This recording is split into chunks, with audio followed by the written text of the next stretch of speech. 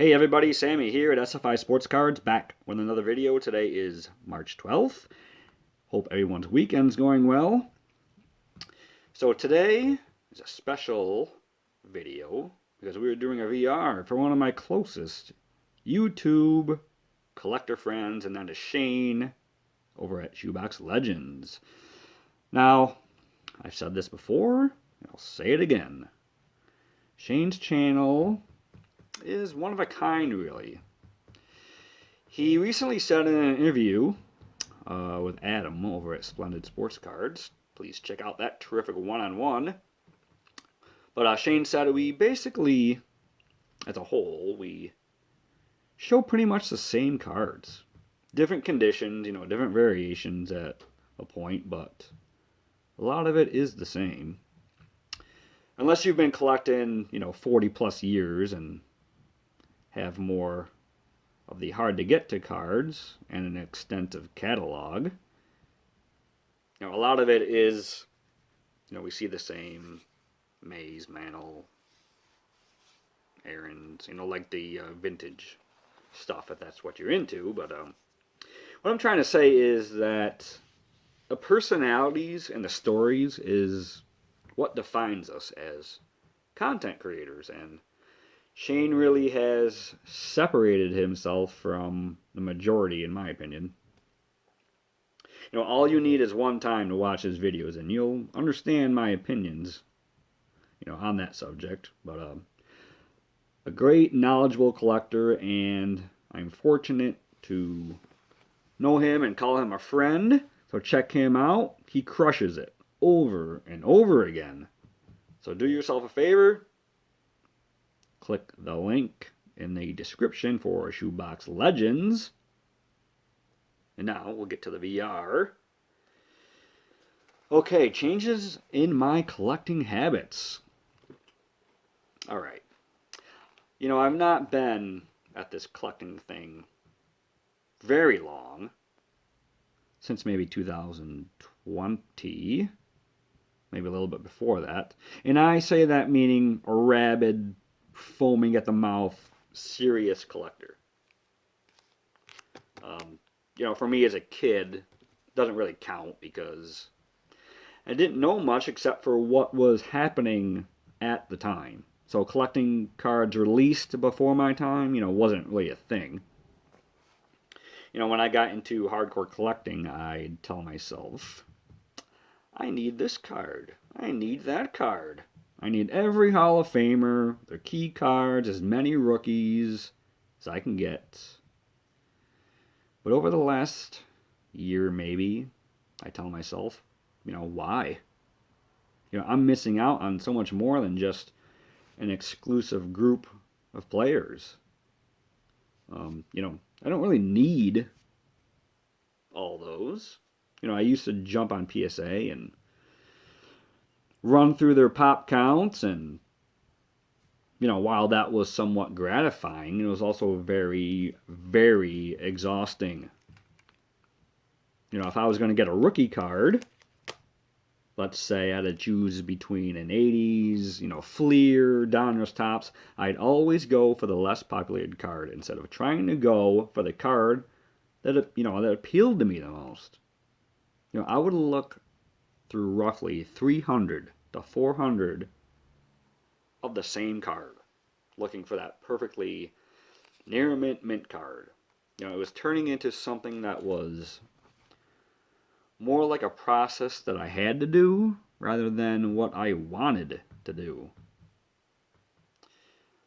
I've never bought a card just so I can show it on YouTube and then just toss it aside and say, well, you served your purpose. I hope I get a lot of views and likes just because of a rare card or a Hall of Fame rookie card. That never made sense to me.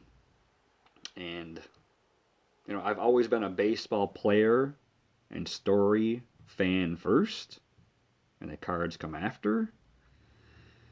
I'm not an expert on cards. People know way more than I do, but I do know players. Pretty much 80% of the guys in the Hall of Fame I knew about before, when I was 12 years old. So I guess nowadays I just like to keep it simple. I mean, recently I've been having a blast collecting players from my memories, players that I've seen play. You know, a memory of a player on a card to me is way more valuable than anything just to fill up my collection or any missing spots in my collection. You know, I'm enjoying that way more than how I used to collect.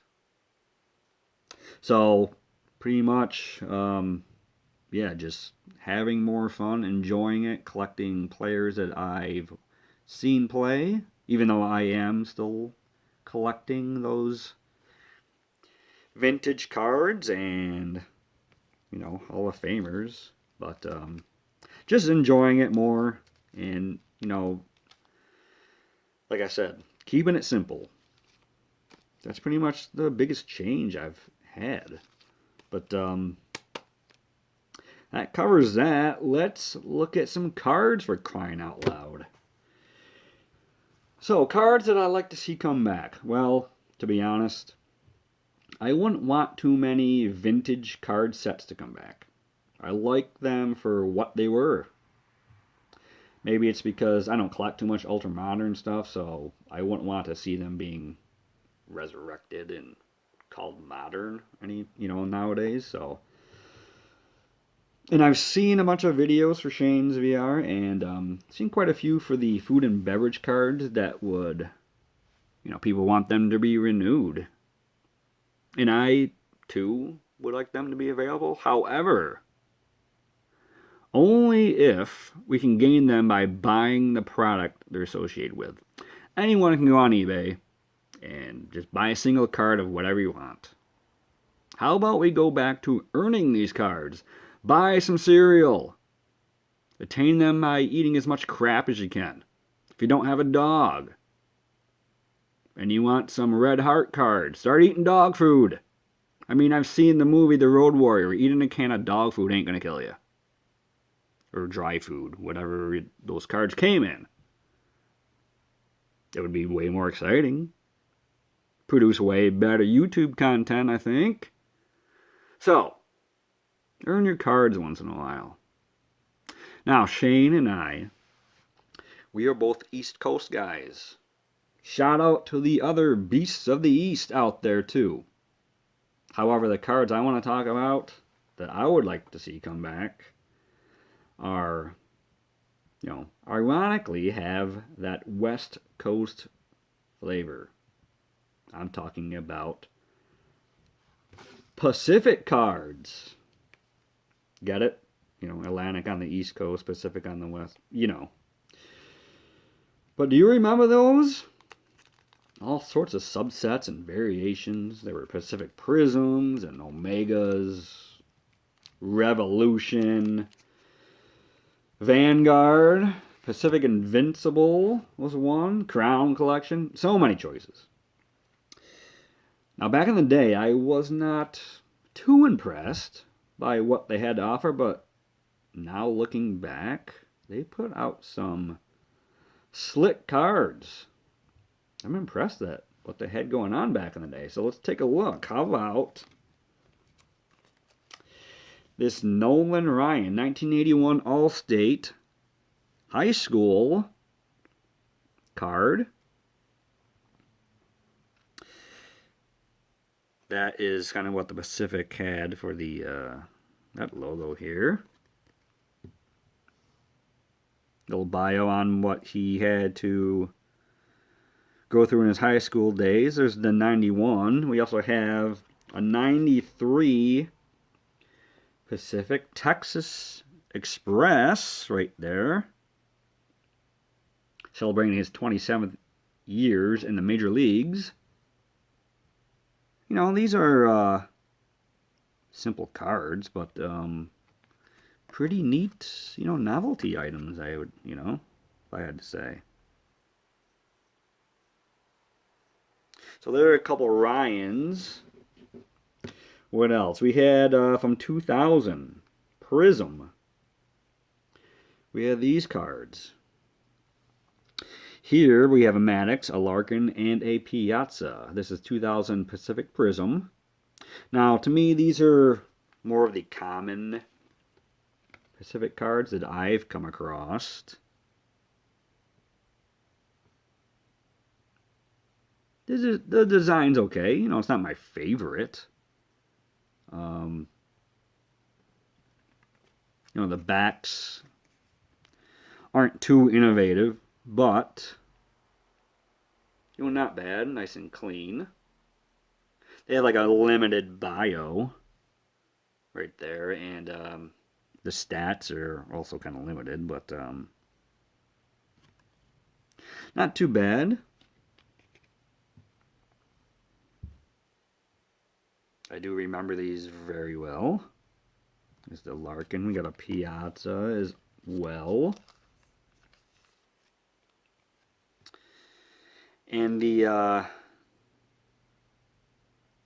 year prior, the 99. It was kind of much of the same. We've got this Paul Molitor.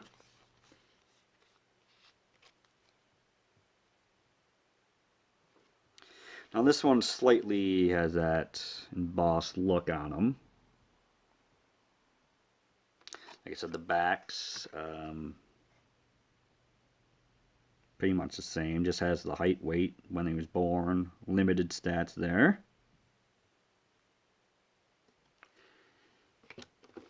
Next, we have 1996 Pacific Crown Collection. Now these are nice. These images almost has that like I don't know, maybe like a kind of like a Stadium Club look to them. You know, the backs, they added this multilingual feature, text in Spanish. So that's something different that Pacific did. Okay, how about 99? Here's a Pacific Crown. Nice clean image of Griffey Jr. And on the back, they also kept up with that theme of having the Spanish on there. Pretty nice.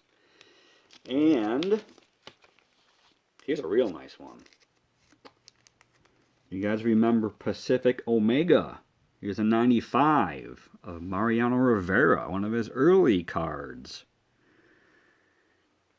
Love this design. They have that Omega logo right there. The final letter in the Greek alphabet.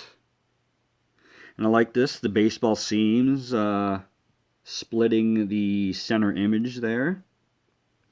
And if you look closely, you can see that in the red here, you'll see the same image of the center. So that was a neat touch they had. On the backs, they had the see there they have faintly shown the crossed wooden bats in the background. Raised lettering and shadowing the player name. No, excellent job here, Pacific. I like it. Pretty cool. Okay, so let's get into some good stuff here. First, let's look at this 2002 Pacific Crown Royale of a living legend, Patrick Waugh. This one's, got great clarity in the image. The die cut is really well produced. There's no access cardboard on these little cuts on the top here, as you can see. So, yes, I like these. very much. And also the backs. The backs are like, they're not too busy, which is good. They don't interfere with the image of the player. You know, they're just packed just enough not to take away from, you know, the player. So, you know, great job on this, I think. Next, we're going to go to a year later. 2003, Pacific Prism Platinum. Another Patrick Waugh. And another die cut. This is the Cup Contenders card. You know, just beautiful, I think. You know, the surface is terrific, slightly embossed on the Stanley Cup here. As you can see.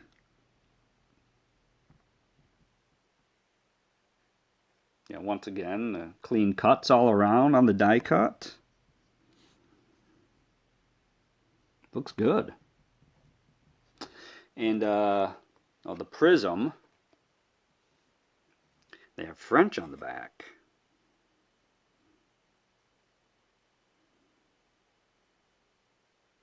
Great touch.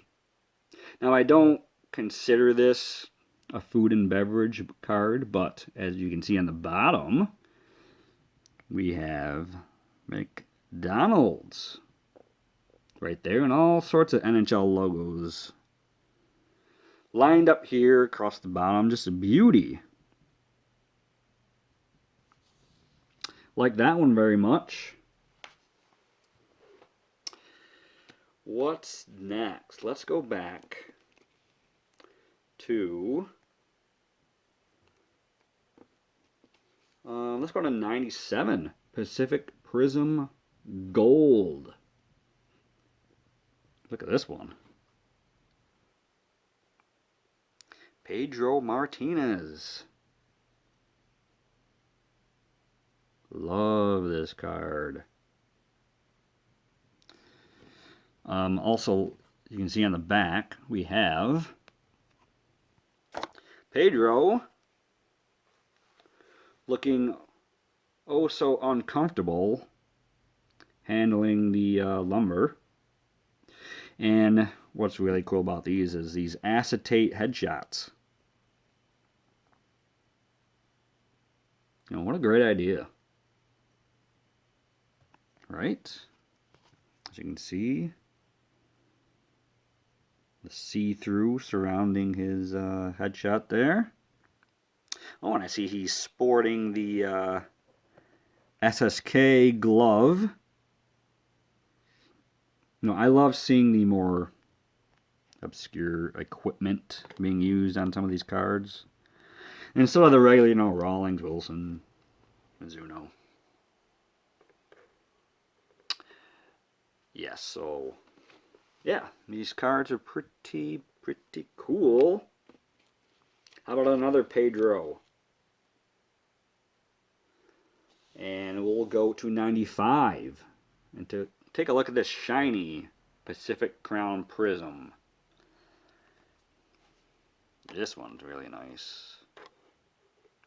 Trying to get the light to hit it just right, but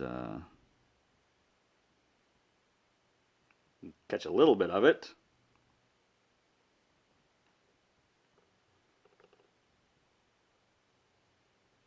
You know, Pedro's got the good guy uniform of his great career, the Montreal Expos, as opposed to maybe one other uniform he wore. It doesn't he just look better in this uniform, this Montreal Expos uniform? I mean, he actually looks like a good guy in this. You know, I'm just kidding. Just giving some of you Sox fans a little rub there. He's got that flow going on. Yeah, amazing card. Just looked great. Look at that thing.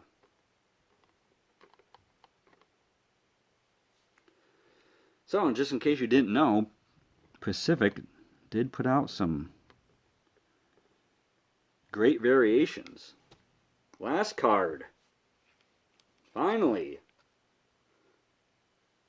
We got a gorgeous looking one. This 1994 Pacific Frank Thomas Silver Prism. Really like that one. Now, you might not have thought that Pacific put out cards like this. You know, this reminds me of, I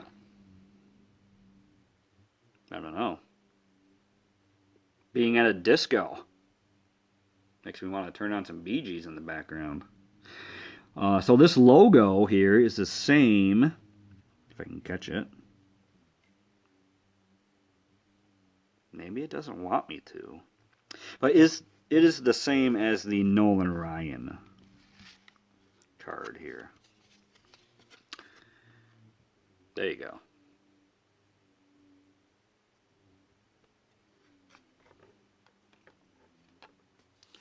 Yeah. Love these. Now these have the silver has these circles in the background. They also have triangles on other versions. You know, I have not seen the triangle versions in hand, but so I can't compare them. But these are quite beautiful to own, if you ask me. Now the backs are just kind of generic. But, yeah, these fronts are pretty cool. So many other different variations you can find for Pacific cards. I like these, though. So, that's the last singles card I've got to show.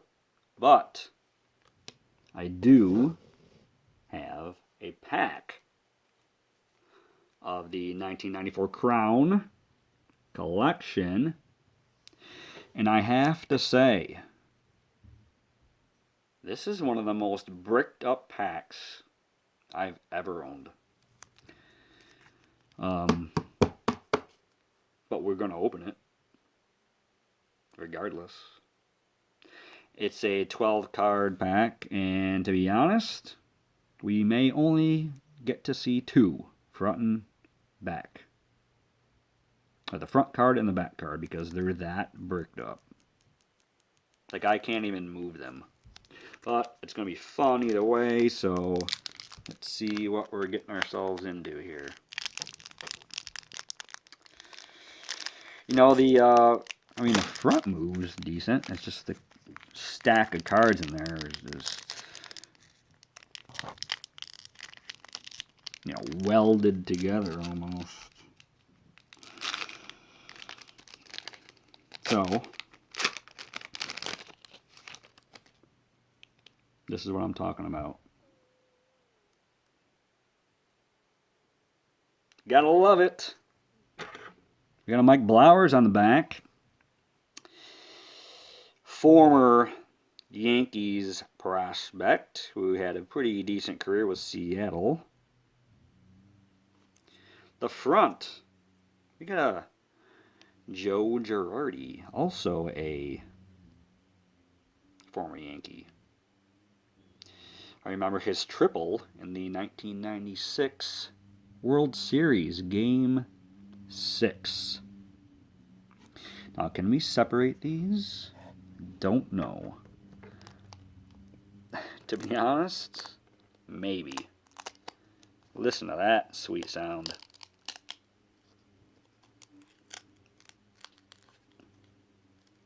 You know, I'm not even trying to be delicate. They are that stuck. It doesn't look too bad. We got a Dave Burba. I'm going to try to get through these as quick as possible. Dave Burba. Actually, the paper loss isn't too bad. Next, we go to, I don't know, because there's two cards there. A Craig Shipley. I remember him. Come on. Also have a Jim Tatum. I remember him as well. First baseman with the Rockies. Next, we have an Al Martin. Played for the Buccos for a while. Al Martin, pretty decent outfielder. Next, we have two cards stuck together. A Troy Neal. He kind of was in that same, I don't know how to explain it, grouping as Jim Tatum, as far as supposed to be a great prospect, first baseman. Didn't pan out really though. What else we got? Ooh, Larry Anderson. Who I believe was a very... He was a prankster, let's put it that way. I think he went on stories of lighting teammates' shoes on fire in the dugout, from what I remember. What else? Okay, we have a Rene Arocho. Arocha. I vaguely remember him, reliever for the Cardinals.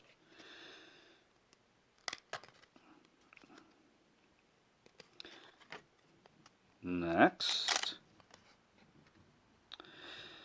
David Hulse. Now, David Hulse was the center fielder for the Rangers when Jose Canseco had the ball go off his head for a home run. And I remember he just could not stop laughing.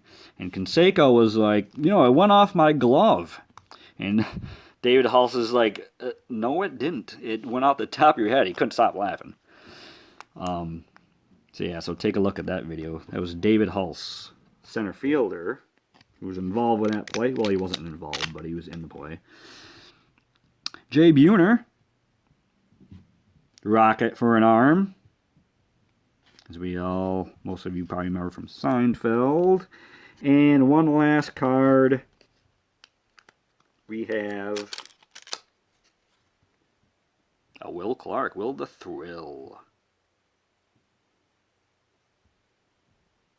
So no real, inserts, but that's cool. They actually didn't turn out too bad as far as being bricked up. But yeah, those are the cards that I'm showing today. Hope you enjoyed it. I sure did. Thank you very much for watching. Check out Shane's channel. And we will return soon for more content. Take it easy, everybody.